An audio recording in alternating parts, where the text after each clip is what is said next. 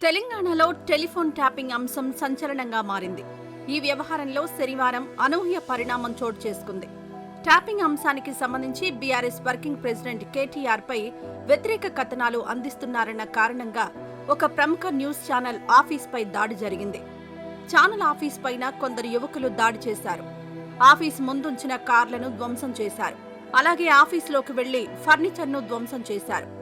వాస్తవానికి టెలిఫోన్ ట్యాపింగ్లో కేసీఆర్, కేటీఆర్ బాధ్యులుగా పలు మీడియా సంస్థలు వార్తలు, కథనాలను అందిస్తున్నాయి. అయితే ఇప్పటి వరకు మీడియాపై ఎలాంటి దాడులు జరగలేదు. అలాంటిది సడన్ గా ఆ ప్రముఖ న్యూస్ ఛానల్ మీద ఎందుకు దాడి జరిగింది అన్నదే సస్పెన్స్ గా మారింది. ఏ మీడియా సంస్థపై చిన్న ఘటన కూడా జరగలేదు. అయితే ఆ ప్రముఖ న్యూస్ ఛానల్ పై దాడి జరగడం వెనుక పలు ఊహాగానాలు వినిపిస్తున్నాయి. అవేంటి అంటే, ఆ న్యూస్ ఛానల్ చంద్రబాబు నాయుడుకు మద్దతుగా ఉంటుందని అందరికీ తెలుసు. ఈ ఛానల్ను పెట్టిందే చంద్రబాబుకు సన్నిహితులు, టీడీపీ నేతలన్న టాక్ ఉంది. ఈ నేపథ్యంలో టీడీపీపై మొదటి నుంచి వ్యతిరేకంగా ఉన్న బీఆర్ఎస్ క్యాడర్ చంద్రబాబు మద్దతు ఛానల్లో ట్యాపింగ్ విషయంలో కేటీఆర్ను బద్నాం చేస్తున్నారన్న ఆగ్రహంతో ఆఫీస్ మీద దాడి జరిగినట్లుగా భావిస్తున్నారు.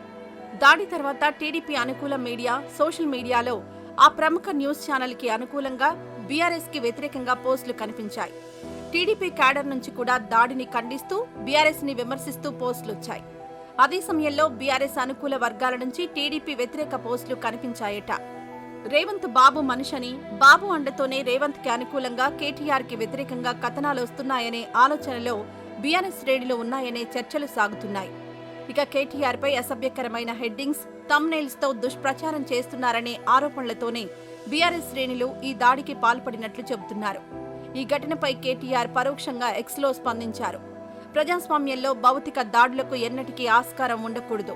అలానే అబద్దాలకు, అసందర్భ ప్రేలాపనలకు, మీడియా ముసుగులో చేసే నీచపు రాజకీయాలకు కూడా అస్సలు తావుండకూడదు అని పేర్కొన్నారు.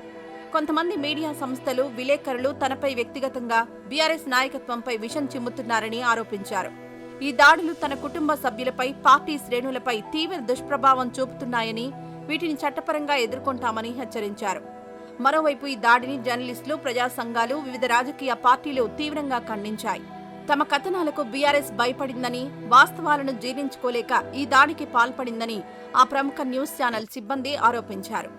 తాము అడ్డగోలుగా కథనాలను ప్రసారం చేస్తే చట్టపరంగా చర్యలు తీసుకోవచ్చని, ఇలా దాడులు చేయడం సరైన విధానం కాదని ఆ ప్రముఖ న్యూస్ ఛానల్ ఎండీ పేర్కొన్నారు. ఇక ఆ ప్రముఖ న్యూస్ ఛానల్ కార్యాలయంపై దాడి జరిగిన నేపథ్యంలో రాష్ట్ర మంత్రులు రంగంలోకి దిగారు. భట్టి విక్రమార్క, మంత్రి పొన్నం ప్రభాకర్ ఆ కార్యాలయాన్ని సందర్శించారు. బీఆర్ఎస్ తీరుపై విమర్శలు చేశారు. ఇదే సమయంలో ఆ కార్యాలయాన్ని కాంగ్రెస్ నాయకులు సందర్శించడంపై గులాబీ నాయకులు సోషల్ మీడియా వేదికగా వ్యతిరేక ప్రచారం మొదలుపెట్టారు.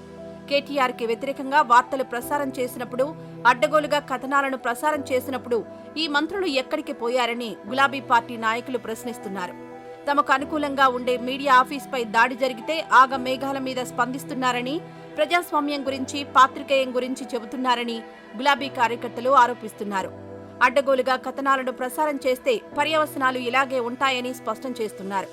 మరోవైపు కాంగ్రెస్ నాయకులు కూడా గులాబీ నేతలకు తగ్గట్టుగానే స్పందిస్తున్నారు. వారికి సోషల్ మీడియాలో గట్టిగా కౌంటర్ ఇస్తున్నారు.